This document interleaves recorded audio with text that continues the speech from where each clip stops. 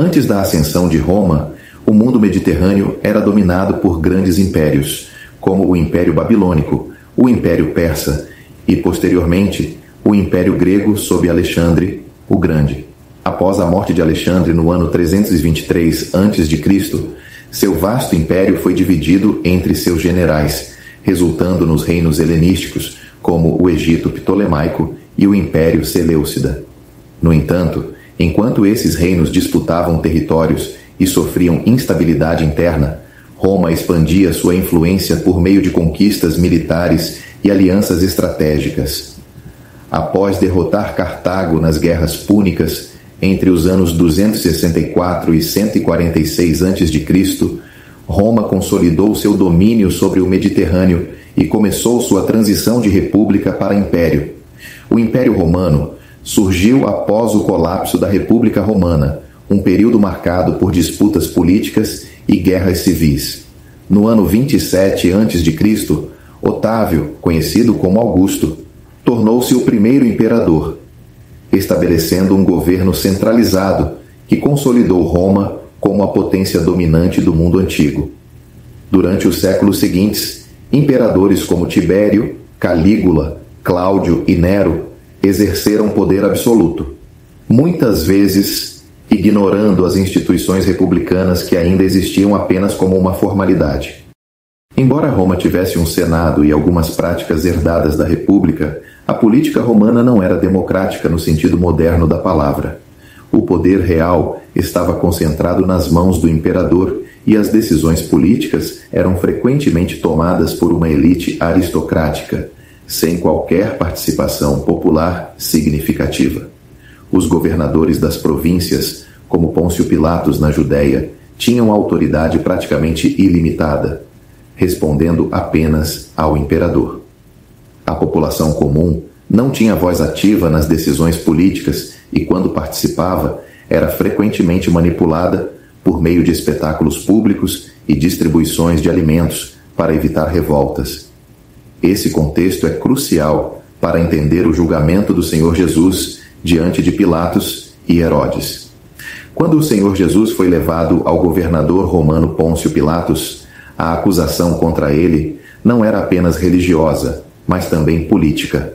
Os líderes religiosos judeus alegavam que ele se autoproclamava rei, desafiando a autoridade de César.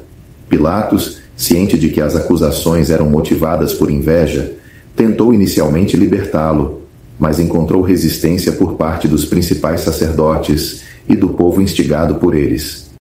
Pilatos enviou o Senhor Jesus a Herodes Antipas, que governava a Galiléia e estava em Jerusalém naquele período. Herodes, porém, não encontrou nenhuma culpa nele e, após zombar dele, enviou-o de volta a Pilatos.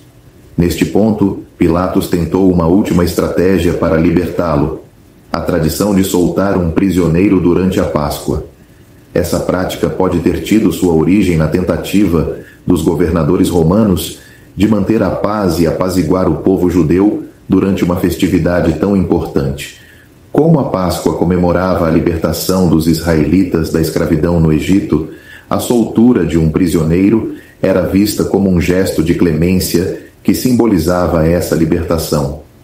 No entanto, isso não significava que Roma tivesse qualquer inclinação democrática, era apenas uma estratégia para controlar a população e evitar tumultos.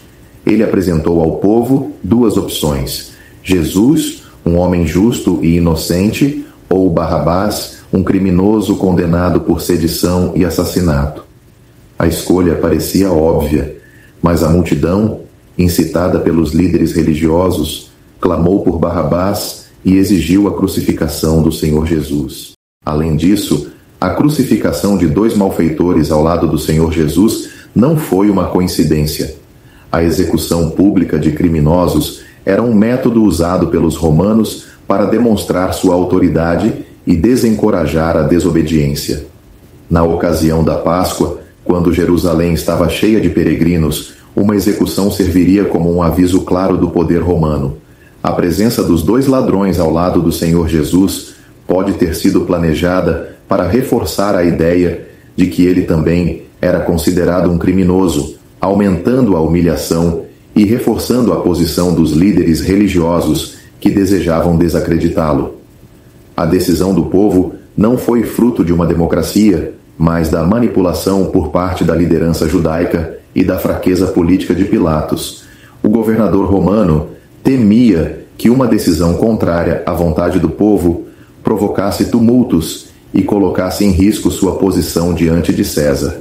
Por isso, lavou as mãos em um gesto simbólico, tentando se eximir da responsabilidade, mas ao mesmo tempo cedeu à pressão e entregou o Senhor Jesus para ser crucificado.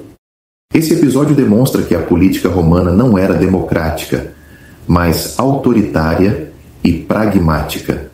Pilatos não estava preocupado com a justiça, mas com a manutenção da ordem e sua posição de poder. O julgamento do Senhor Jesus não foi um exemplo de escolha popular livre, mas sim de uma sociedade governada por interesses políticos, manipulação e medo. A multidão, controlada pela elite religiosa, pediu a libertação de Barrabás porque foi levada a isso, e Pilatos cedeu porque não queria arriscar seu cargo.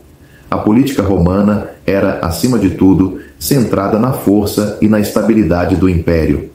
O julgamento do Senhor Jesus prova que a vontade do povo era apenas uma peça dentro de um jogo político muito maior, onde a verdade e a justiça eram frequentemente sacrificadas em nome da conveniência e do poder. No entanto, por trás de todas essas ações humanas, Deus estava cumprindo os seus planos e propósitos.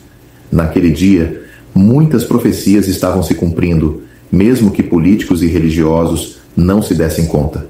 A crucificação do Senhor Jesus fazia parte do plano divino de redenção, trazendo salvação à humanidade, conforme havia sido predito nas Escrituras.